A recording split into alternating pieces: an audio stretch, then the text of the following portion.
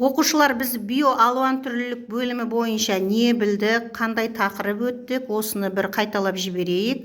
Мысалы, көксерек әңгімесі туралы кім айтады кәні? Әлібек айтып көрші. Көксерек әңгімесінің авторы Мұхтар Әуезов. Тақырыбы адам мен табиғаттың арасындағы тепе-теңдік. Әдеби жанры көркем әдеби әңгімесі.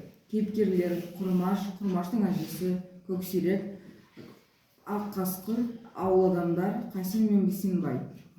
Идеясы табиғатқа зиян тигізбе. Егер зиян тигізсең, ол өш алады. Табиғаттың мен адамның арасындағы тепе-теңдік сақтау керек. Жақсы. Ал енді генетикалық ерекшелік туралы Аружан айтшы ғана.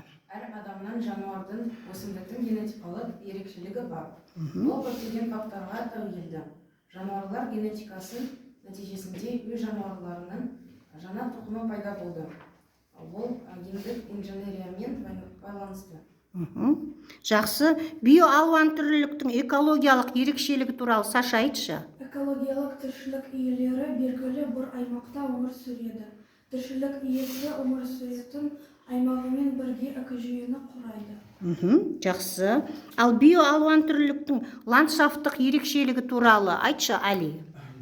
Ландшафттық қоршаған ортаның жер бедері ол өзгеріп тұрады.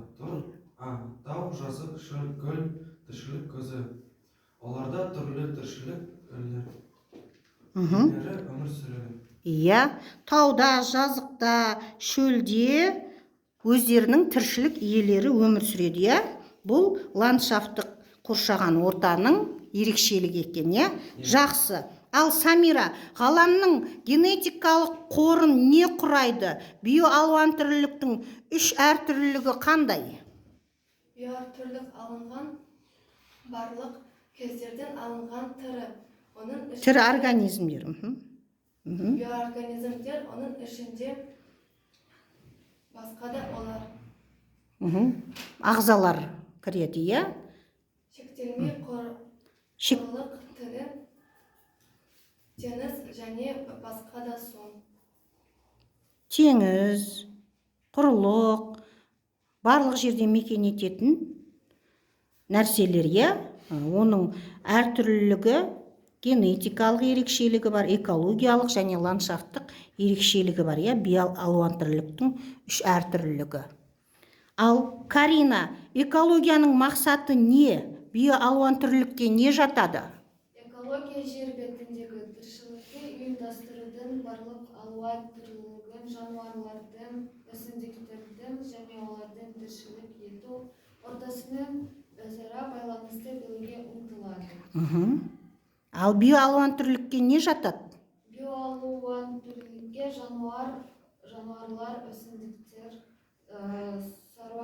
саңырауқұлақтар, барлық микро ағзалар. Жақсы.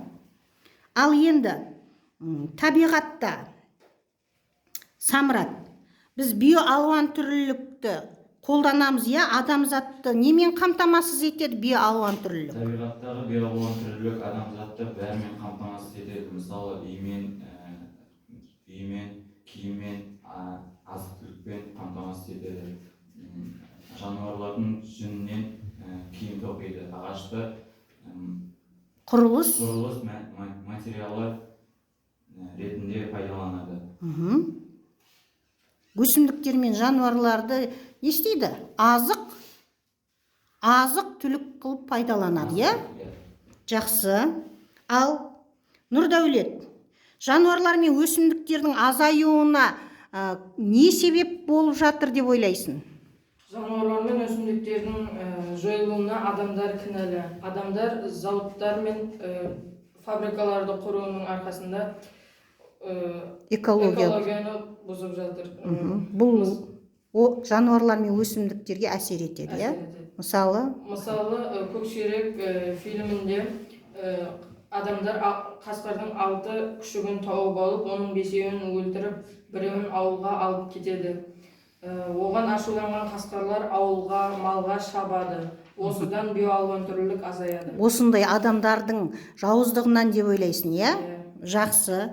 Ал енді Еркебұлан, биологиялық алуантүрлілікті сақтаудың қандай жолдары бар? биоантүрлілікті алуан түрлілікті.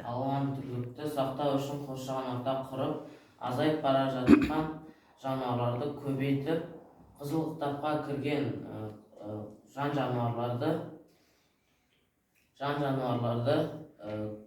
қорғау керек. Табиғатты аялап ластамау. Қорықтарда өсіріп көбейту керек, я? Қорық деген не? Заповедник, я? Осы қорықтарда өсіріп көбейту керек, табиғатқа зиянымызды тигізбеу керек екенбіз.